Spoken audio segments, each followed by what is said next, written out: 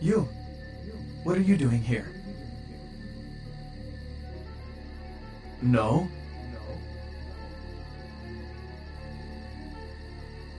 You should get out of here. This place is bad news. Pardon me.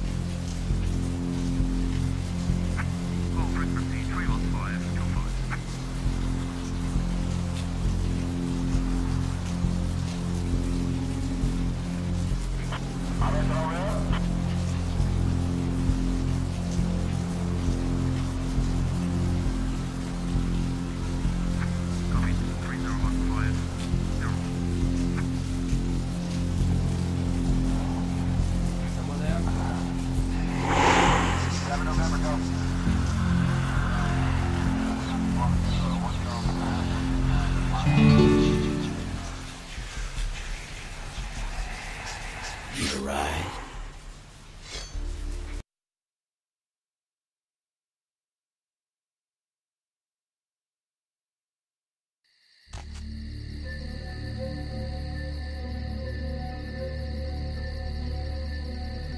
You!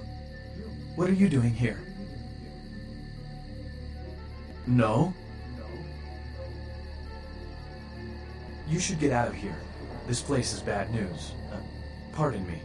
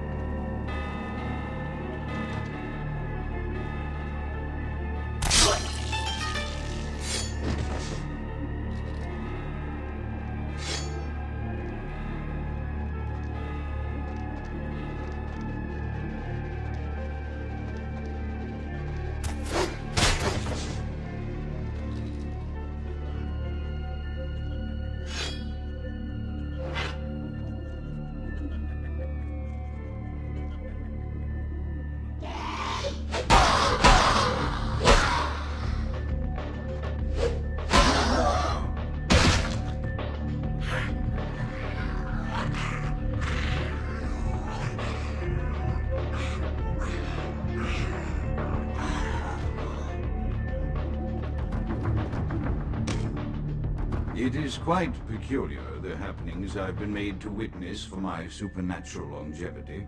I am thinking of one unfortunate phenomenon in particular, of unique interest to my station, both as a professional and as a sufferer of this vampiric condition.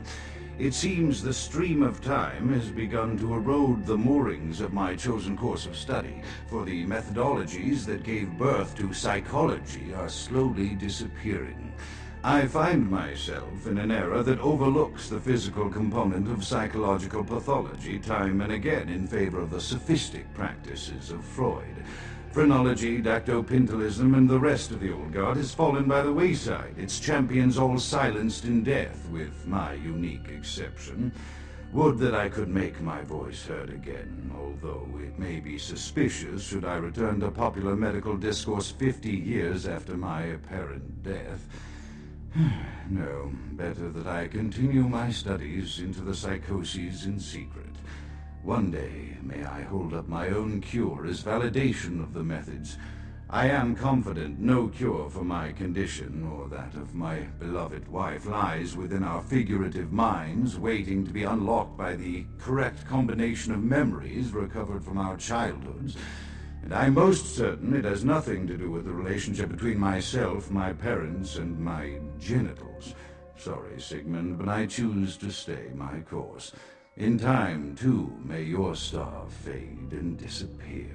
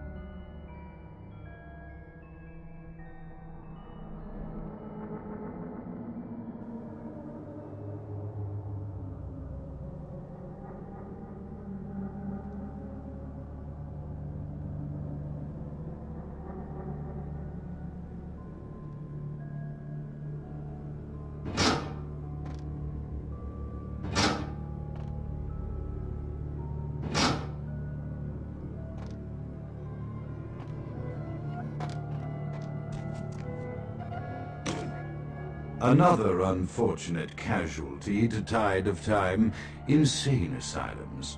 I lament their loss not only as brokerage houses for the breadth and depth of human psychoses, but also I shall mourn the disappearance of that peculiar environment present only in an insane asylum. That palpable atmosphere of blistered brains and churning bowels, the odoriferous melange of freely flowing bodily humors, that gently rolling cacophony of distant sobs and screams, the muttered cursing at perceived enemies, and the blissful gurgling of the lobotomized, like a newborn babe discovering the sky. I shall still find test subjects as surely as I find bloody sustenance in the night, but this climate, I fear, may never be replicated.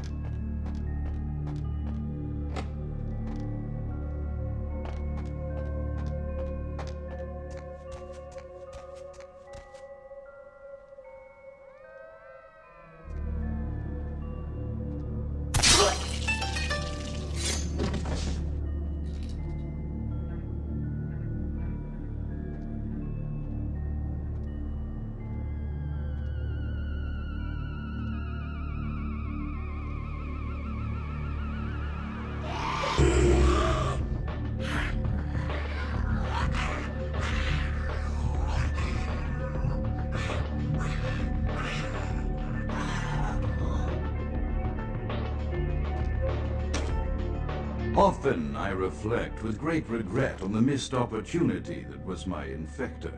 Had I been conscious after the attack, I could have stopped the orderlies from locking her in the roaming pen. What I would give for just one interview, a few simple questions of the plague-ridden woman who met her end that dawn. Of course, there is no guarantee she would have been any more helpful than my current crop of test subjects, mewling wretches. Few could be called enthusiastic. Given the nature of the tests, I cannot expect the same fervor from all, but a modicum of cooperation would be appreciated. Animals. The one called John went so far as to gnaw off his arm and escape into the floorboards like some feral rodent. I still hear him scurrying about at night. He must be making an atrocious mess in there.